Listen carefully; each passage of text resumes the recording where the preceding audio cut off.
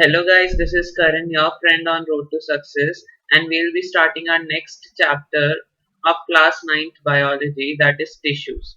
This is the lecture 1 on this chapter. Okay, so what is a tissue? In the previous chapter, we studied that all organisms are made of cells. In unicellular organisms like amoeba, a single cell can perform all the functions like ingesting the food, digesting the food, and even excreting the waste material. While in multicellular organisms, there are millions of cells. So these cells group together to perform a certain specific functions in different places in a body.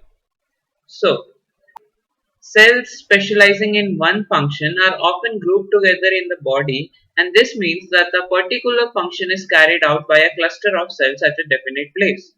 And so, these cluster of cells are called as tissues.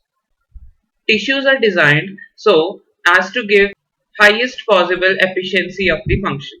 Now, blood, phloem, muscle are all examples of tissues. A scientific definition to a tissue: a group of cells that are similar in structure and or work together to achieve a particular function forms a tissue. Now, are animals and plants made of the same tissue? No. The mode of life pursued by plants and animals are entirely different. Okay, so let us talk about the growth of pattern in plants and animals. In plants, the growth is limited to some regions. Okay, so these growing tissues are present in certain regions of the plant, and these areas only grow. But this is not the case in animals. There is uniform growth in animals, and there is no such demarcation of certain regions which are growing and which are not growing. Okay, next, plants do not move, so they need more of the supportive tissues. These supportive tissues are almost dead, while in animals they move for shelter, food, mate, so they need a lot of energy. Therefore, the tissues in them are living. So we can conclude that animals and plants are not made of the same tissues. So let us talk about plant tissues first. Based on the dividing capacity of the tissues, plant tissues are divided into two, that is, the growing or the meristematic tissue or the permanent tissue. Let us differentiate plant tissues. Plant tissue is divided into two, that is meristematic tissue and the permanent tissue, as we studied. Now, the meristematic tissue is divided into three on the basis of the regions where they are present. That is the apical meristematic tissue, lateral meristematic tissue, intercalary meristematic tissue. Permanent tissue is further divided into two, that is simple permanent tissue and complex permanent tissue. Now, simple permanent tissue is further divided into three, that is parenchyma, collenchyma and sclerenchyma. Complex permanent tissue is further divided into two, that is xylem and phloem. Let us talk about meristematic tissue. Now we know that plant grows in certain specific regions. So these dividing tissues are known as meristematic tissues, which are located only at these points. Depending on the region where they are present, these meristematic tissues are divided into apical meristem, lateral meristem and intercalary meristem. Apical meristem is present at the growing tips of stems and roots, so they increase the length of the stem and the root. Now, the girth of the stem is increased due to the lateral meristem. Intercalary meristem is present near the nodes.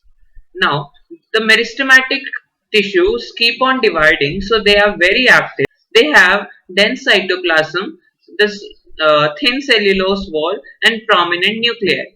They also lack vacuoles.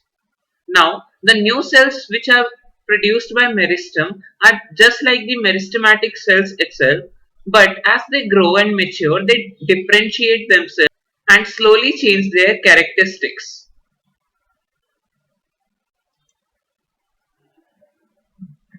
Let us talk about permanent tissue.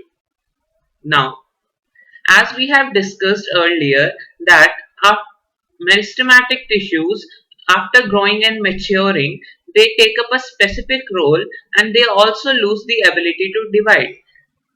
These are the tissues which are known as permanent tissues. Now, what is differentiation? The process of taking up a permanent shape, size, and function is known as differentiation.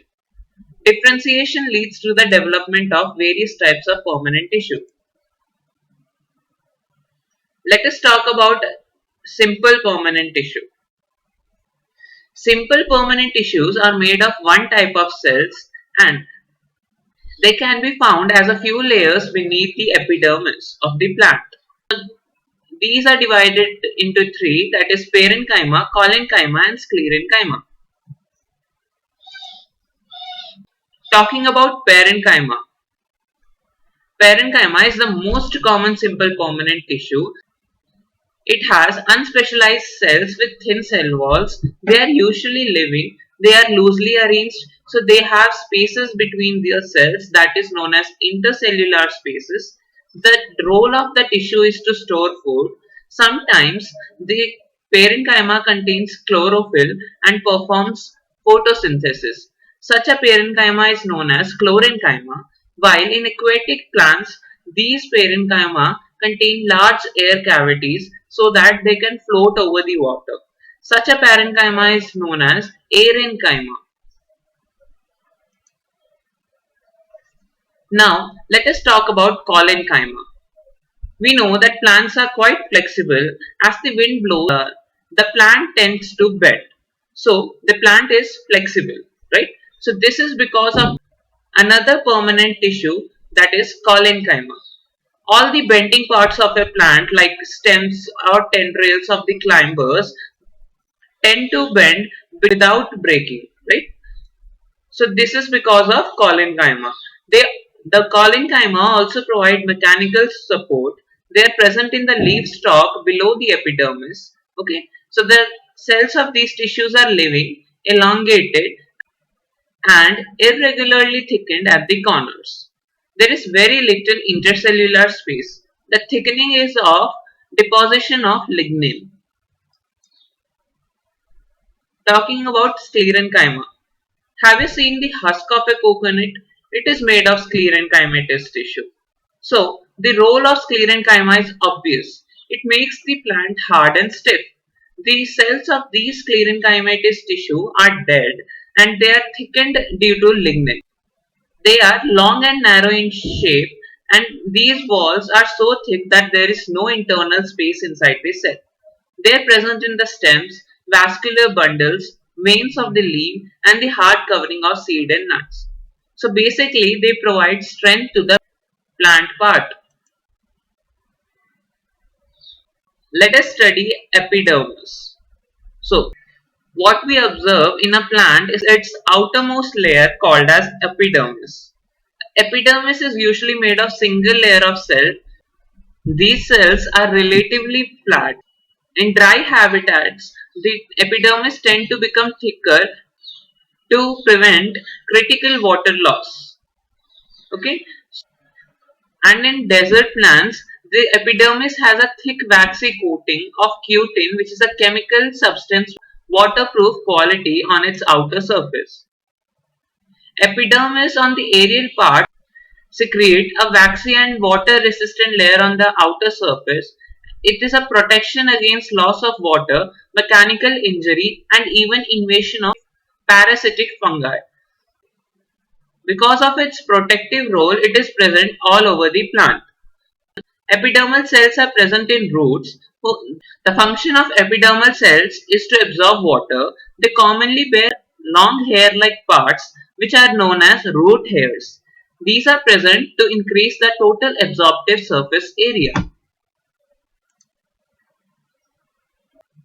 Whenever you look at the epidermis of a leaf, you'll see small pores here and there.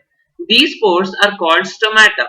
Now, stomata are enclosed by two kidney-shaped cells called the guard cells, which open and close. So, the stomata is necessary for exchange of gases with the atmosphere, and transpiration also happens through stomata. What is transpiration? Transpiration is loss of water in the form of water vapor in plants. Plant grows older, the outer protective tissue undergoes certain changes. There is this secondary meristem present in the cortex which forms layers of cells to constitute the cork. Uh, the cork cells are dead and they are compactly arranged without intercellular spaces. They have a substance called suberin in their walls which is impervious to gases and water. That is, it does not allow exchange of gases and water. Next type of permanent tissue, that is the complex permanent tissue. Now the simple permanent tissue was made of one type of cell. So the complex permanent tissue of course will be made of more than one type of cell, right? So these cells coordinate to perform a common function. Examples of complex permanent tissues as discussed earlier is xylem and phloem. They are both conducting tissues and constitute a vascular bundle. Vascular bundle is a distinctive feature of the complex plants. This has made possible their survival in terrestrial environment. Xylem. Now xylem consists of tracheids, vessels, xylem parenchyma and xylem fibers. Tracheids and vessels have thick walls, they are dead when matured. Tracheids and vessels are tubular in structure and this allows them to transport water and minerals vertically. The role of xylem parenchyma is to store food, and xylem fibers are supportive in function. Phloem.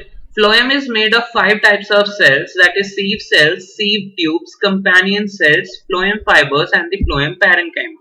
Sieve tubes are the tubular cells with perforated walls and the role of phloem is to transport food from leaves which is produced through photosynthesis to other parts of the plant. Now, other phloems are living except the phloem fiber that is dead.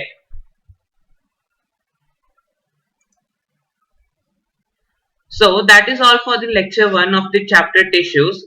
Do like, share and subscribe. Don't forget to hit the bell icon. If you have any queries, do comment below. Learn more, watch more. These are the other videos which I have uploaded, that is the fundamental unit of life.